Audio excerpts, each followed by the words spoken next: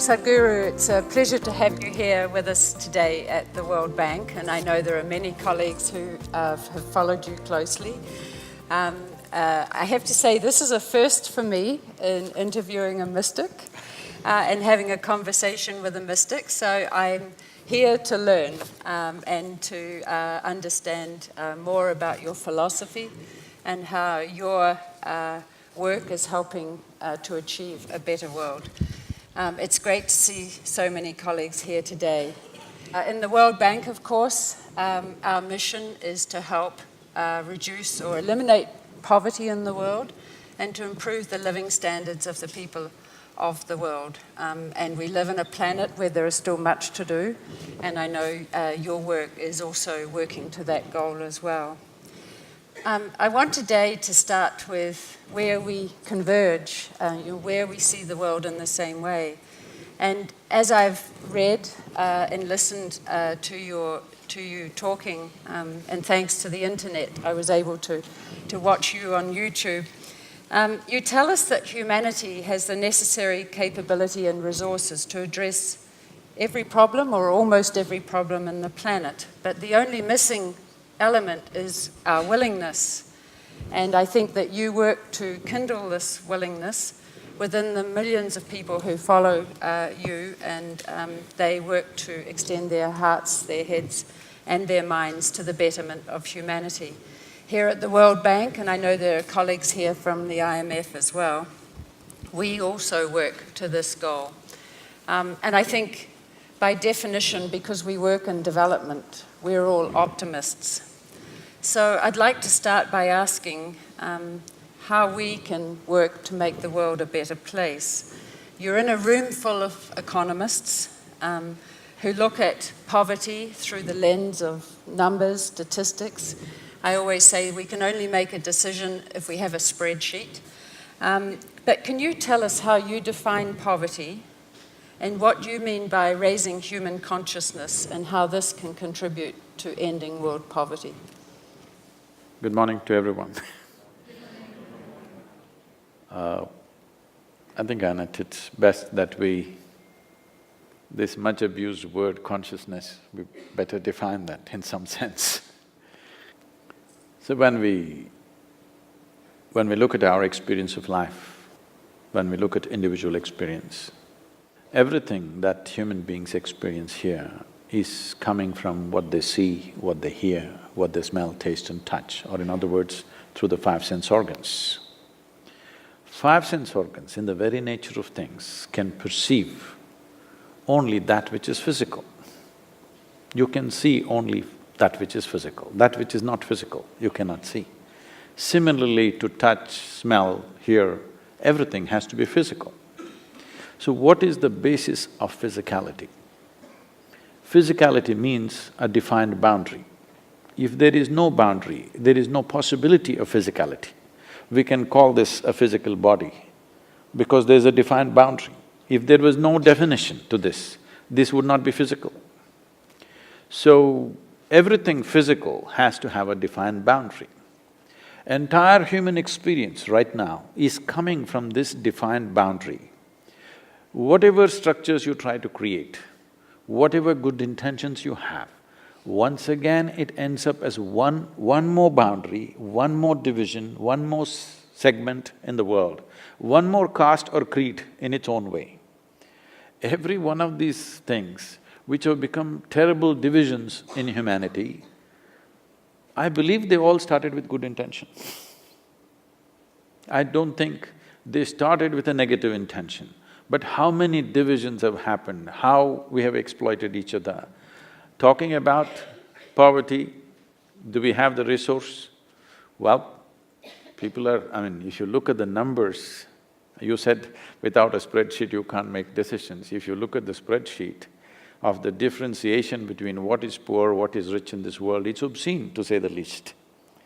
I'm saying, people are saying the amount of money spent on pet food in Europe and America is enough to take care of basic health care for the entire humanity. It's obscene to say the least. So, this has happened not with bad intention, this has all happened with good intention. But because human experience is limited to their physical nature, they're trying to think beyond that. But you cannot think beyond your experience. You can think and again you'll end up in another cubicle and another cubicle. So we're talking about consciousness. When we say consciousness, we are talking about a dimension beyond physical nature. When I say dimension beyond physical nature, what is physical to us is all accumulated. This body is an accumulation of the food that we've eaten. What we call as the mind, the content of the mind is something that we accumulated by our impressions and experiences. What you accumulate can only be limited. You cannot accumulate unlimited. You cannot accumulate that which is boundless. So now we are talking about solutions in a boundless way. When we talk about solving problems seamlessly without thinking who is you and who is me, we need an inner experience which is beyond our physical nature. Only then we will identify beyond this, because human mind functions from the identities we have taken. Once we identify ourselves as something, knowingly, unknowingly, we are always trying to protect that identity. So to bring a human being to that dimension of experience, that he or she can function beyond identifications, is what needs to happen. So when we say well-being, from the imperial times, well-being meant taking whatever is there everywhere and bringing it to one place and creating well-beings in certain people. We kind of evolved out of that. Now we are saying well-being means this continent or that continent. Some people, you're a World Bank, you're thinking of the entire world. But we're still leaving out a whole lot of things which are part of our well-being. The well-being of every creature on this planet, the well-being of every tree and plant, the well-being of every microorganism is connected with our well-being. This is not ecological awareness, this is consciousness. If your experience of life was beyond the limitations of your physicality, you would just know this by experience. When you know this by experience, you don't have to generate intention, you will just do the right thing. We have to bring the world to that place, that's a long way, but at least we have to bring the leadership in the world to that place. When I say leadership, it is only a question of maybe 5,000 people on the planet.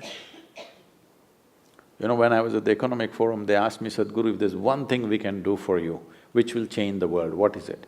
I said, I will name 25 people. You give them to me for 5 days. You will see in 3 years, you will see a significant change on the planet. They asked, who are these people?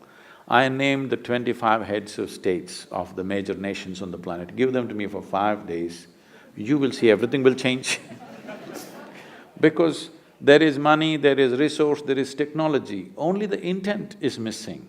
But the intent is missing not because of bad intentions, not because of some evil in their minds. Intent is missing because there is no larger experience within themselves. Well, thank you. I guess the question I have is that, you work and live in South Asia, and I work in South Asia, and this is a region where many groups are left behind. Indians are feeling very insulted, you're not referring to it as South India. But that's another conversation about the continent. But my question is that, we firmly believe that you can't have development unless development actually reaches everybody, that it is development for women and girls, it's development for people of tribes and ethnic groups that are often left behind or marginalized, it's for people of all backgrounds, regardless of their religion, their caste, their ethnicity, and so on. And this is a constant challenge in development, is how we actually ensure that development reaches all of these groups who have been shut out of economic and social opportunity and who are unable to seize opportunity on the same terms. What's your thinking on this challenge? See, by law, everybody is equal, at least in India. No, there are countries where by law you're not equal, especially genders are not equal. In India, by law you're equal, but by practice, it's still not. These are 1,000-year-old problems. They don't get solved overnight. A sustained push has to happen. The problem is of many levels. One thing is the democratic process itself addresses people as religious groups, caste groups, because that is the way to get a bunch of votes. So every election, if you have forgotten your caste or religion, when the election comes, they're going to remind you who you are. I'm saying, that's a reality in which you live. In case you forgot what is your caste and religion, when the election comes, they're clearly reminding you because people have understood the technology of manipulating democracy, the science of how to manipulate democracy. People have understood this number game, how to add up the numbers. It is no more about a big pitch to where to take the nation. Everybody has understood the science of winning an election, which I think is very dangerous and which I think is one of the most divisive forces that are happening in India at least. Otherwise, generally on a day-to-day basis, most people don't know what is their caste. Only when they want to get married, they check a little bit. Otherwise, generally they don't know what is their caste. You're not reminded of that on a daily basis. But when the election comes, you won't be spared, you will be reminded. So, some fundamentals have to change. Though by law, it is all equal, in practice, there is a difficulty. Definitely we've moved a long way, we've come a long way in the last 25 years, a big change has happened. Those divisions are much less. There are more girls in school today than ever before. Probably there are more girls in school than boys in most of the villages, it is true. Where we are running schools in southern India, generally 60% of the students are girls, 40% are boys, because boys like to do other things than studying. They don't always come to the school, but the girls come straight to the school. So there is a certain natural studiousness about them, or they have figured it out. Unless they get educated, they're just going to be rubbished around here and there. They clearly understand that. Boys still don't get it and probably for them, somehow they manage something around. So, how to level this is once again, is a question of the consciousness of the leadership. When I say leadership, it's not just a question of prime minister, chief minister like this. Leadership, the tiers of leadership which are down, they're not in the same mindset. The prime minister may be having a certain thought, the next level of the chief minister's thought is totally different. Down the line to the bottommost leadership, which is panchayat, is another world by itself. So, this disconnect is there. I think right now a serious effort is being made to get everybody on the same pitch with the Prime Minister's vision for the country. A pitch is being made, but being a democracy, election always around the corner, everybody misunderstands this is a political intent. You don't know whether to make out of it as a genuine intent or a political intent to win the next election. I feel in a country like India, this may create lots of trouble for me, but let me say it. In a country like India, I think we must skip one election, that is, not every 5 years, every 10 years. Give them 10 years to create something. Because in a nation like India, with the kind of diversity and complexities we have, I think any political leader, to have any fair shot at creating something, he needs at least 8 to 10 years run. But the fear is always if somebody becomes corrupt, somebody becomes a despot, then you end up for 10 years, what to do with him? So these problems are there, but these are intrinsic problems to a democratic society. But all said and done, in terms of eliminating caste, creed, religious bias, gender bias, the movement is tremendous. What has happened in the last 5 years itself is quite tremendous. On the ground, there's a huge change. But still, if you don't change rapidly enough, one generation's life may pass. That is the concern. In your work, you work with leaders, and you said if you had the opportunity to take 25 leaders, we would probably say 187 leaders, I think we have, something like that in our membership. But it would be helpful to me and others, I think, to understand when you work with leaders in your work, what are you trying to do and how do you do it in your work with them? See, generally, I find, though there is a lot of opinion all over the place, when you meet most of the leaders, they're well-intentioned, but they're caught up in a mire of situations. Democracy is an obligatory game.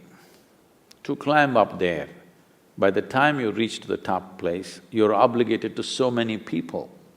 When you sit there, if you don't take care of all these people, they all think you betrayed them. If you take care of them, other people think you're corrupt. So this is a very funny game. That's why I said if he has a long enough term, he or she has a long enough term, maybe they could… maybe if they're well-intentioned, they can go without these obligations. But my work with people has been, I've kept little focus on politicians because their term is 4 to 5 years. You see in this country, I see election is on for… it's a 4-year term. 2 years election campaign is going on. See, it's a 4-year term for the presidency. 2 years election campaign is going on. No, some time limit must be put, 3 months is enough. Let them prove themselves in 3 months. Why does it take 2 years? Every day you watch the news, only election is happening on the news channel. In India, I thought it's bad, it starts 6 months ahead. I'm pitching not more than 3 months, there must be any kind of election work. Let them focus on administration. We elected them to administer, not to fight one more election and one more election forever, okay? So I think somewhere, some limits have to be put because we have celebrated… I think moving from dictatorships and monarchies, we kind of little too thrilled with democracy. We need to understand every system has its flaws and democracy has too many loopholes. Only thing is, at least the mistakes are ours, you know It's not somebody else's mistakes we suffer, it's our mistakes that we suffer. That is the only satisfaction we have. But yes, we have decided this is the best way to run the world, that's fine. But I think some limits have to be put. You can't run an election for 2 years. Election campaign cannot go on for 2 years. There must be a limit, 4 months, 3 months is enough. This is costing enormously. This is costing enormously for the lives of common people. And everybody, the entire country is in an election mode for 2 years, nobody is focusing on what they're required to do. So the leadership, as political leadership, I've generally kept away for a variety of reasons, except those we find are visionary in nature. My work has been largely with business leaders and bureaucratic leaders, because these are people who are there for a solid minimum 25 to 30 years. These are the people who can make a difference. So about 8 years ago, we made a list of 2,000 people in India who are business leaders and bureaucratic leaders who will definitely be there for another 25 years in the country doing things that they're doing. They may not be in the news, they may not be up there, these are not photo op leaders, these are real leaders who are doing work on the ground. So, we made a list of these people and said, if we can bring about at least 10% change of heart in them, they can change everything in the country. So we aimed in 4 years' time, we will get this 2,000 people. But now it's 8 years or almost 9 years now. We have touched about 46% of this leadership. They're quietly making a change for sure. They're everywhere today, in the administration, in the bureaucracy, in the business field. All of them making significant difference in the work that how they were working before and how they're working today, with what intention. My main work has been to shift people from personal ambition to a larger vision. Personal ambition is a way of tweaking your desire, you know. People keep tweaking it every year, it gets little more and little more and little more. And this is what is destroying the world. Why are you going in installments? Why don't you have a desire, you know? It's not by reducing desire the world will get better. You just have to increase your desire. Why are you stingy with your desire? That I have to live well, my family have to live well. Why don't you make a real greedy desire? I want everybody in the world to live the way I am. So I'm trying to increase their desire from being personal ambition to a larger vision that we want to do this. So especially for business leaders, see whether you're manufacturing a safety pin or a computer or a spacecraft, it doesn't matter. Fundamental business is human well-being. Somewhere in these spreadsheets, I'm sorry, I'm not referring to your spreadsheets, these, you know, what do you call them, the balance sheets of 3 months balance sheets, these quarterly balance sheets have become paramount goals. You've forgotten. Why we're looking at numbers is just to give us a guidance, how we're going forward or backward. It is not an ultimate God-given thing to anybody.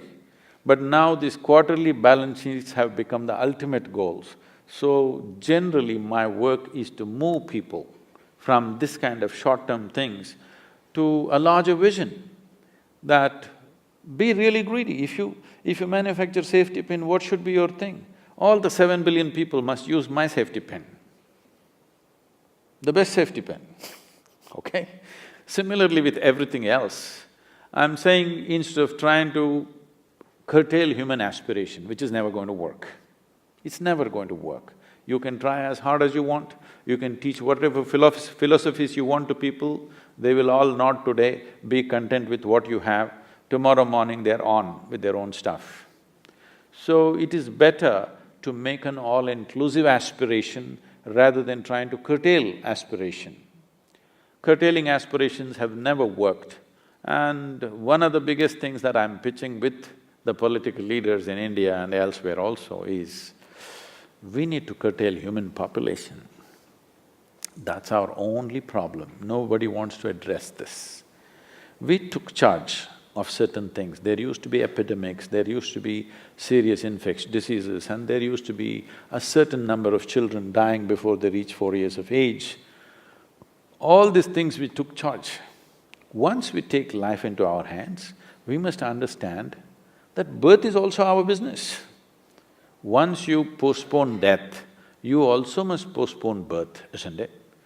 The beginning of 20th century, we were 1.6 billion people. Today we are nearly 7.2 or 7.3 billion people. In India, in 1947, when we got our independence, we were just 330 million people. Today we are 1.2 billion people. So 4 times in 67 years. I think it's irresponsible reproduction. Yes. People are taking pride, we are the youngest nation, we are the youngest nation. So I asked, a minister was talking about how we are the youngest nation. I said, what happened to the old people? He said, what? No, we are the youngest nation. I said, fine, what happened to the old people? Nobody got old. That's not a great thing to gloat about. In 1947, the life expectancy of an average Indian was 28 years. Today, it's 64. It's a great thing. People are living longer, but that's becoming our curse because we postpone death. We must also postpone birth. We need to understand this. Otherwise, whatever you do, it's not enough. Whatever you do is not enough. Just going on doing more economic development is not a solution, it's going to lead to a disaster. See, economic development is fine, but there is only that much world. People are talking about wealth generation. There is no wealth generation. You can only take something that is here and put it there, what is there you can put it here. It's the same planet. Today, the living earth statistics tell us that if the entire world has to have what an average American citizen has, if the 7 billion people should have this kind of comforts and convenience and lifestyles, we need 4.5 planets, but we have only half a planet left. In India, for example, I'm addressing this and we are starting movements to save some rivers now. A big movement is happening and fortunately, the government is responding very positively. Year on year, an average of 8% drop is happening in the river waters in India. So this is approximately 16 to 18 years. Most rivers will be gone, they will be just seasonal. Right now, the major rivers, people who come from South India, they've been fighting with this river between two states, like Kaveri, touches the ocean only 5 months in a year. 7 months it doesn't reach the ocean. This is true with most of the major rivers. It is not reaching the ocean, it's getting all used up right here. So you do more development, more dams, more people, more food, but there is no more, there is only this much. But we are nice, but we are too many. We don't have to kill the people who are here, but we can postpone the birth, which has to be done. And it's not a God-given duty for everybody to reproduce. If human race is in danger, everybody must reproduce, but right now there is no such danger. Every other creature is in danger. We should tell the tigers to reproduce, elephants to reproduce. Humans, slow down.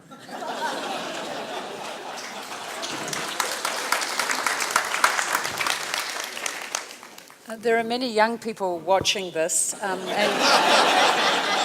I'm sure that's a message that probably has more resonance for them than for me. But more seriously, we were talking earlier before we came down here about the search that many young people have for identity and meaning in the world and the choices that they make.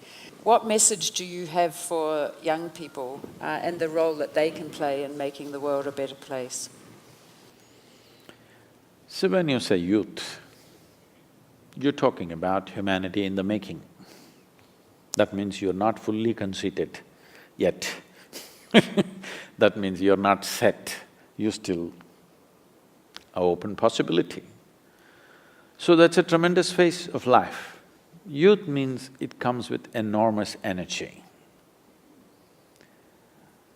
Those of you who are young, you don't understand what I'm talking right now. Because youth means it comes with enormous energy. Slowly, it doesn't matter how well you keep yourself. I think I kept myself pretty well, but still, you don't have the same energy. Well, I'm doing better than most youth, but but still you don't have the same energy after some time. So this moment of enormous energy is the time when we can make tremendous things happen. But unfortunately, your intelligence may get hijacked by the hormones, that you can't think straight. It just gets entangled into this and that. So this energy largely goes waste in anger, in compulsions of various kind, this and that. If only youth invest a little bit in stabilizing themselves, if you bring stability to your way of being, this energy can become a tremendous force. This energy is a real solution to the world, for everything, for every problem that you have. The energy that the youth carries, if it had stability, it would become a solution for every problem that we have on the planet, because that human energy is needed to make things happen. So as a part of this, we are going into schools. This yoga day, as I was telling you, 18,632 schools across India, we're bringing a simple yogic practice that we are training teachers so that they will sustain it for the children to bring this balance. I'll tell you how this balance is. When we opened our Isha Home School a decade ago, one day I went in the morning to the assembly where all the tiny tots were sitting, all 7-year-olds are sitting. They're all like this, like this. Then I said, why these kids have become like this? They're like broken tops. So I just said, 12 minutes a day, we just brought some simple sounds, 7 notes of the Indian classical music. Every day 12 minutes they do. After 2 months I go, we're all sitting like this. That's all it takes, I'm saying. The simple methodology of what brings stability into a human being, unfortunately, is missing in our education systems. Our education system as it is, to the first question that you asked also, our education system is all about how to exploit everything in the universe. Our idea of science is just this, how to use everything in the world, including human beings. Yes? How to use an invisible atom, how to use an invisible microbe, how to get protein out of bacteria. Why? We are looking at the world as a killing field. We are looking at the world as a way to squeeze it. This is fundamentally because we're in pursuit of happiness. This is the biggest problem. If you pursue happiness, you will endlessly run without ever finding it because it's not out there. Every human experience, joy or misery, both are generated from within us. If you know how to manage this, if your mind and your body took instructions from you, keeping this healthy and joyful would be a natural consequence. Now your body is compulsive, your mind is in a compulsive mode, and now you're in pursuit of happiness. This is a mad humanity, just ravaging through the world. The more empowered humanity becomes, the more damage they will cause. Let us admit this much, it's the educated on the planet who have caused the maximum damage to this planet, isn't it so? The uneducated don't cause so much damage. So, our education has not brought sense to us. Our education has not brought life sense to us. It has only given us empowerment as to how to squeeze life out of every damn thing in the universe. So, our mode of education has to change. Fundamentally, how to live, how to manage this one is not there. We know how to manage the entire universe, but we don't know how to manage this. What is it that human beings are struggling with? Their thought and their emotion, entire life. They spend an entire lifetime still not knowing how to manage their own thought and their own emotion. Something as simple as, let's say, anger. From the caveman till now, you're getting angry the same way, isn't it? There's no high-tech way to get angry. Maybe today if you get angry, you don't pick up a stick, you pick up a nuclear weapon, but the same anger, nothing has changed. I'm saying such a simple emotion, we can't handle it. Why? Because we have not… the education systems have not given a moment to the quality of what this is. We're trying to teach discipline, we're trying to teach morality. People know how to subvert those things. Only if you create an inclusive experience, then there is no subversion of that because it is life-enhancing in every way. Every moment, whatever every human being is trying is just this, in some way to expand their experience of life. Somebody may think money will do it, somebody may think wealth will do it, somebody may think knowledge will do it or love will do it. Basically what you're thinking is to be little larger than who you are right now. But if that happens, you want to be little larger than that. If that happens, little larger than that. So you're going in installments towards what? Fundamentally, you want to become boundless, but you're approaching boundlessness or infinite nature in installments. Infinity in installments is a hopeless case. It's a hopeless case. Even if you become the king or queen of this planet, it's not going to stop you. Look at the stars, already we are, isn't it? If you conquer 5 galaxies, you think you will stop? Let's understand the fundamental nature of a human being. We don't know how to manage our minds, but we want to manage 1,000 people, obviously you will go bonkers. So fundamentally, if your mind took instructions from you, would you keep yourself blissful or miserable? It's a question. Hello? Blissful, isn't it? So, the fundamental thing is just this, nobody ever taught you from your kindergarten to your PhD how to manage this. So this is what needs to happen to humanity. They must know how to keep their body, how to keep their mind, how to manage this. If you know how to keep this joyful, when you're joyful, let me ask you this question. If I meet you when you're very joyful, I'm sure you're a wonderful human being. Yes or no? But if I happen to meet you when you're angry, when you're frustrated, when you're miserable about something, you're depressed, you could be nasty. Yes or no? This is true with every human being. So we have not taken care of the most fundamental thing, how a human being should be within himself or herself.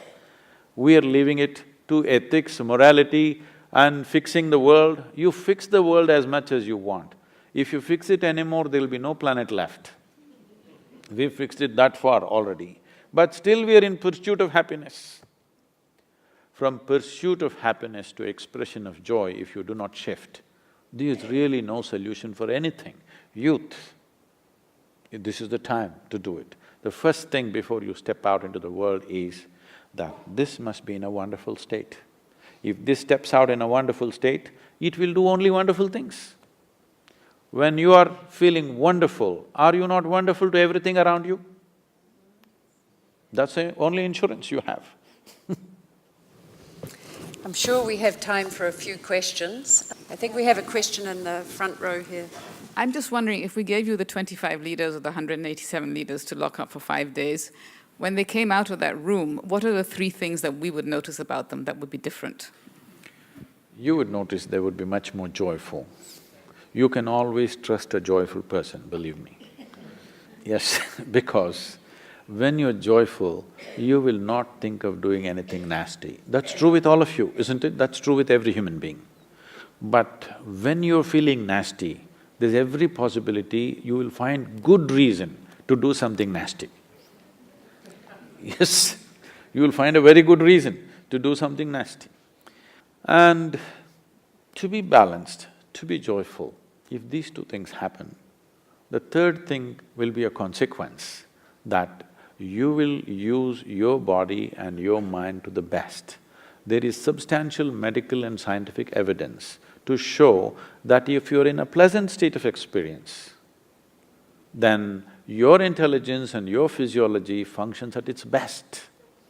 There is lots of medical evidence today to show that for 24 hours, which has not happened to most human beings, for 24 hours if you spend without a moment of anxiety or agitation or irritation or stress or anything, simply blissed out for 24 hours. If you stay like this, they say your intellectual capacity would increase almost 100% in 24 hours' time. So, we could do with little more sense on the planet, for sure, and we could do with little more joy. I agree. So Annette cannot deliver the 187 leaders, but Annette, you could deliver Jim Kim and his management team, so that's my proposal for you. No, she's setting the bar.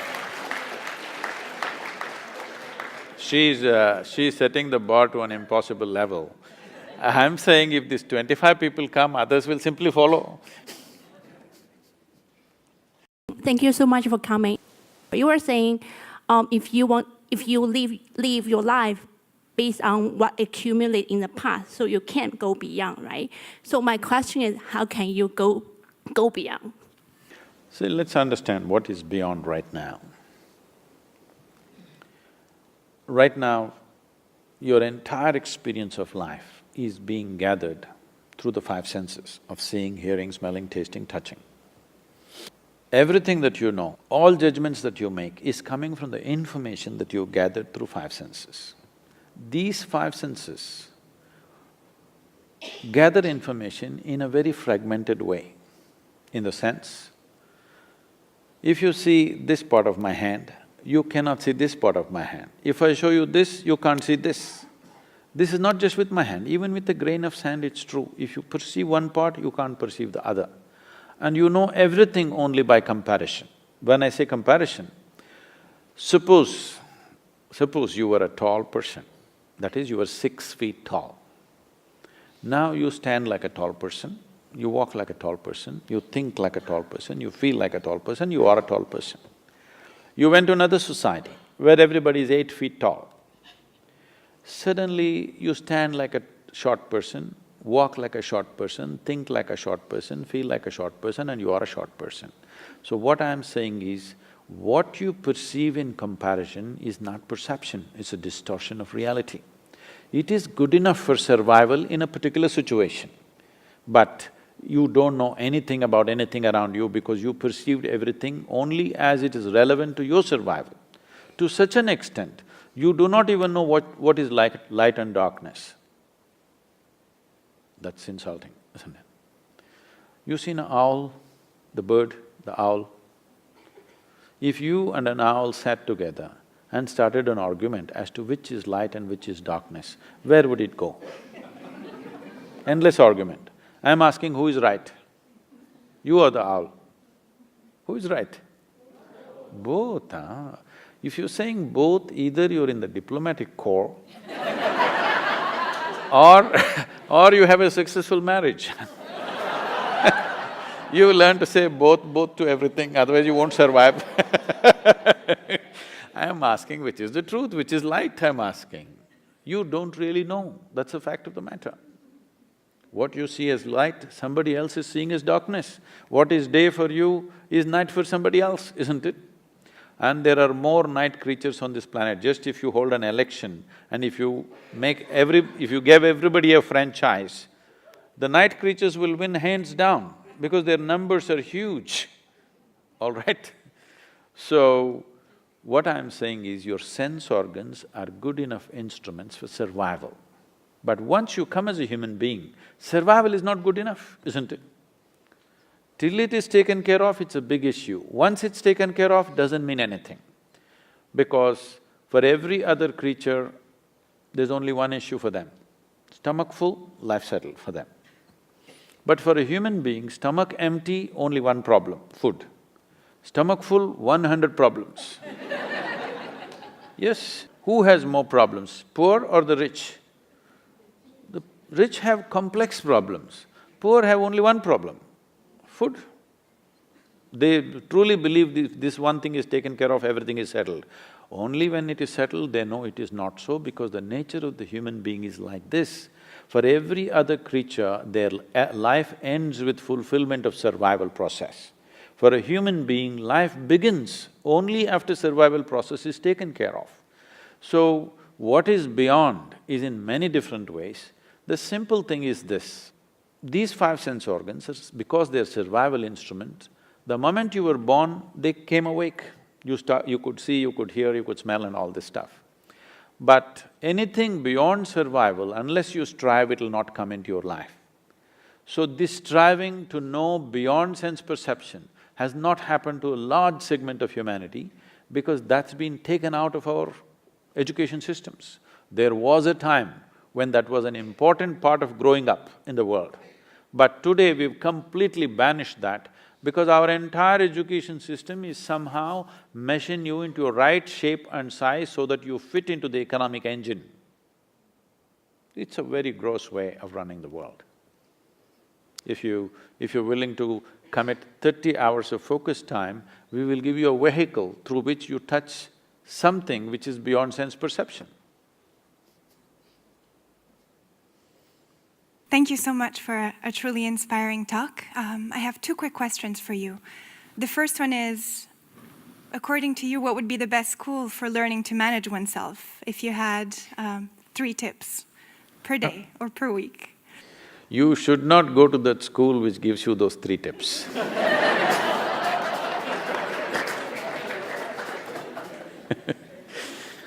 If one feels that there should be harmony in the world and a lack of inequality, how can we accept that we've strayed so far away? And where can we find some deeper answers to why we're here and what we can do to live with more harmony?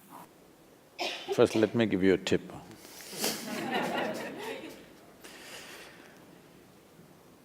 The fundamental tip is this.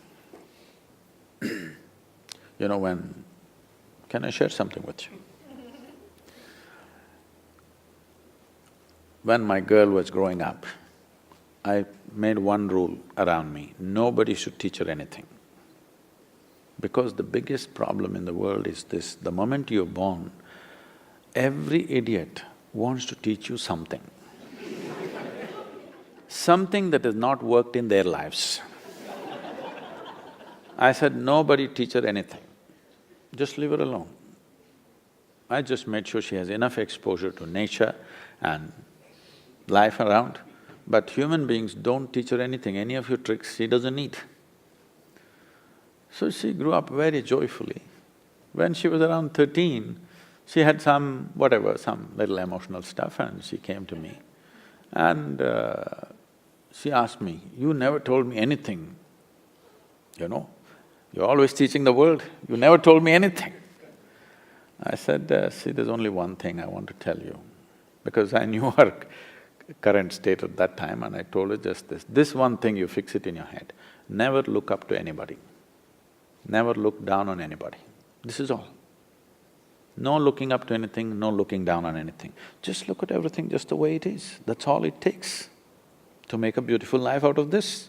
The problem is you're looking up to something. This means authority has become the truth in your life. Truth will never be the authority in your life. If truth is not the authority in your life, you will never know what this life is about. You may do patchy things here and there.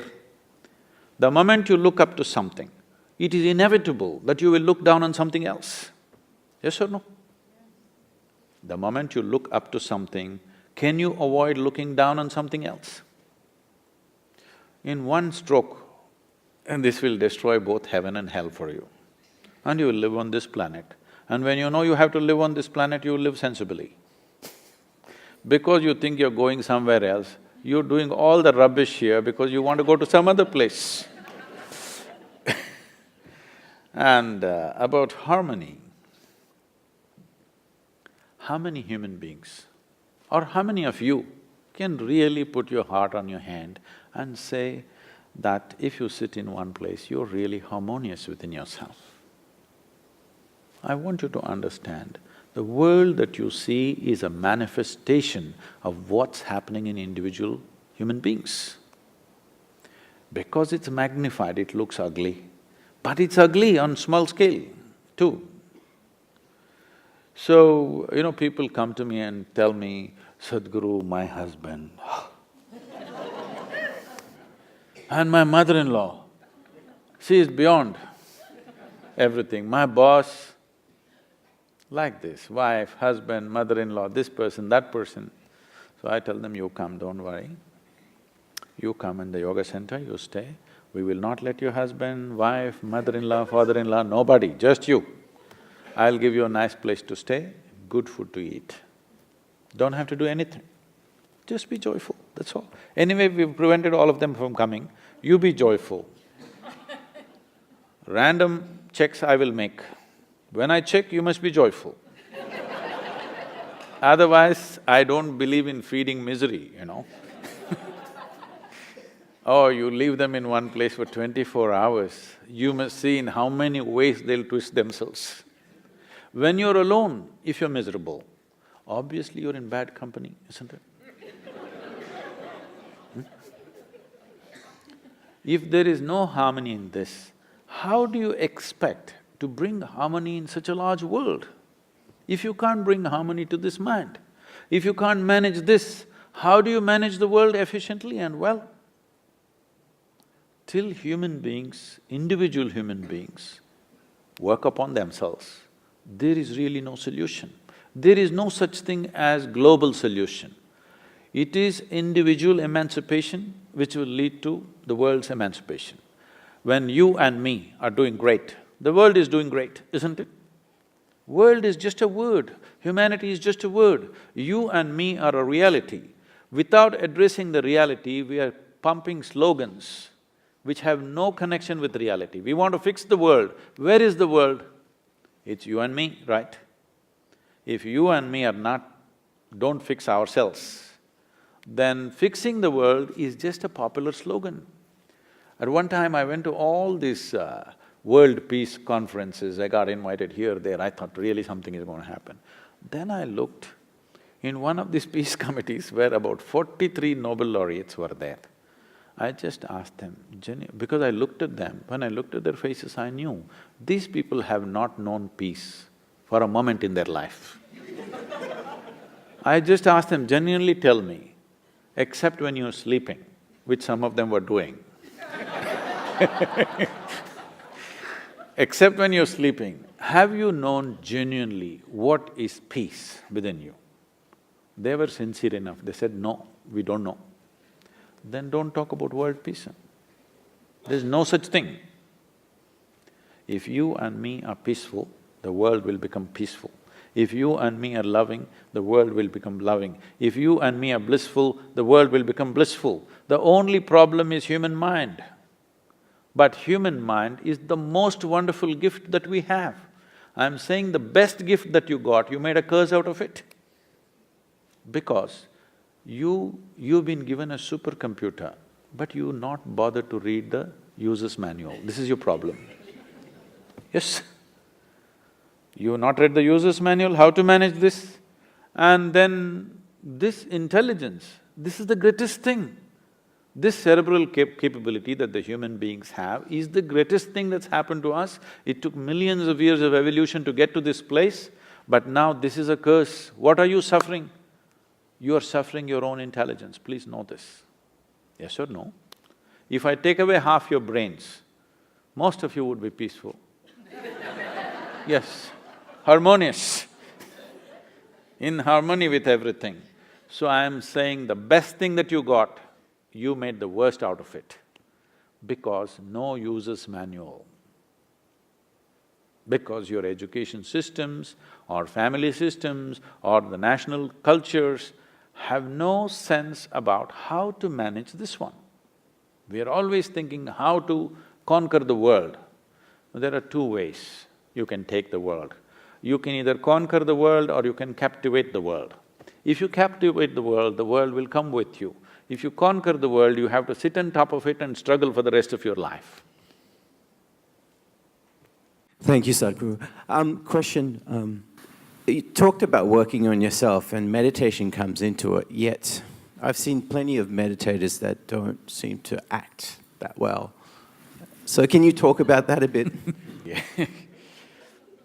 I'm not in any way identified with any political nation on the planet, but when I use the names of countries, don't think it's from some prejudice. When anything comes to America, it takes on a different form. It just amuses me what forms it takes. Because the yoga, for example, what forms it's taken is well, yesterday somebody sent me a WhatsApp message about how they're propagating beer yoga, okay? So yogis who have drinking problem and drinkers who have yogic problem, they do beer yoga, okay? Like this there are many. So we need to understand this. This is not… When you say meditation, when you say yoga, this is not an Indian thing or an Eastern thing as it is being understood. This is paying attention to the inner nature of who you are, all right? Fortunately, the fundamentals of being human is same fundamentals, doesn't matter which continent you have come from. Though for a long time people have been prejudiced against one against the other, but fundamentally these creatures are made the same way, this entire species is made the same way, okay? On the surface, maybe I'm made of chocolate and you are white chocolate, whatever, okay? That's different. So we need to understand this. For example, you use the word meditation. You must understand this. These words are being thrown around. The word meditation in English doesn't really mean anything specific. It's too general. If somebody sits with their eyes closed, you will say they're meditating. You know with your eyes closed how many things you can do. Yes or no? So in the yogic parlance, you can do japa, tapa, dharana, dhyana, samadhi, you can fantasize about something or you can just master the art of sleeping in vertical postures. You know, you don't know what you're doing. So, what specific aspects are not there. General, because it's a fashion. It is not an endeavor, it is more a fashion, it's an in thing. You will see people are walking with yoga mat in New York City, you ask them what… they say, today is my yoga day, yesterday was my cycling day, tomorrow is my swimming day. This is not like that. The word yoga means union. Union means, in some way, you learn to obliterate the boundaries of your individuality. Because your individual existence is a fake existence. If you don't understand what I'm saying, close your mouth, hold your nose like this for 2 minutes. You will understand, without the larger atmosphere supporting you, you can't exist for a moment. Yes? What you exhale, the trees are inhaling, what the trees exhale, you are inhaling every moment of your life. But this is not there in your experience. Actually, 1/2 of your breathing apparatus are hanging out there. If you experience this, do I have to tell you, don't cut the tree? Do I have to tell you something else like this? To plant the tree? It wouldn't be necessary. If you really experience 1/2 of my lungs is hanging out there, you wouldn't call a tree a wood, isn't it? If I call you flesh, is it an insult or no? So calling a living tree as wood, this happened to me. You know, when I was doing literature,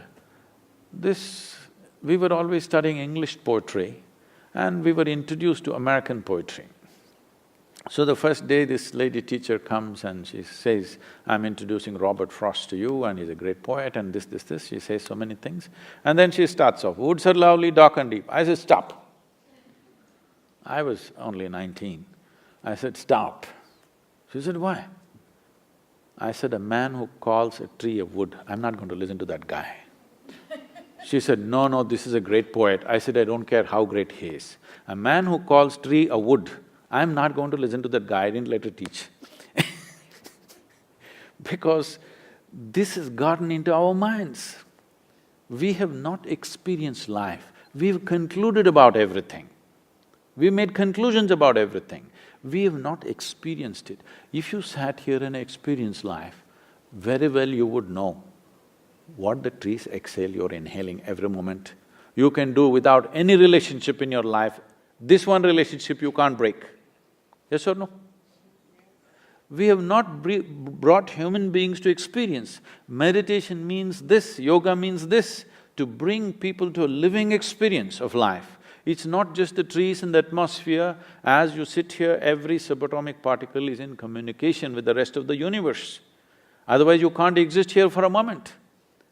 This entire fake idea of who you are has to go, that's meditation. So anyway, technically what is meditation? Meditation is a consequence, but because these societies have become so goal-oriented, they want the mango, they don't want the tree. If you want flowers in your garden, you don't have to do flower meditation. You don't even have to think flower. You have to think soil, manure, water, sunlight. None of them look like flowers. But if you take care of that, flower is a consequence. So meditation is a consequence, but people want the consequence, not the process. If you cultivate your body, your mind, your emotion and your energies to a certain level of maturity, you will become meditative. That will be your quality, that will be the fragrance that you will carry with you. But now you want the fragrance, you don't want the process, what will you do? You'll buy some French perfume.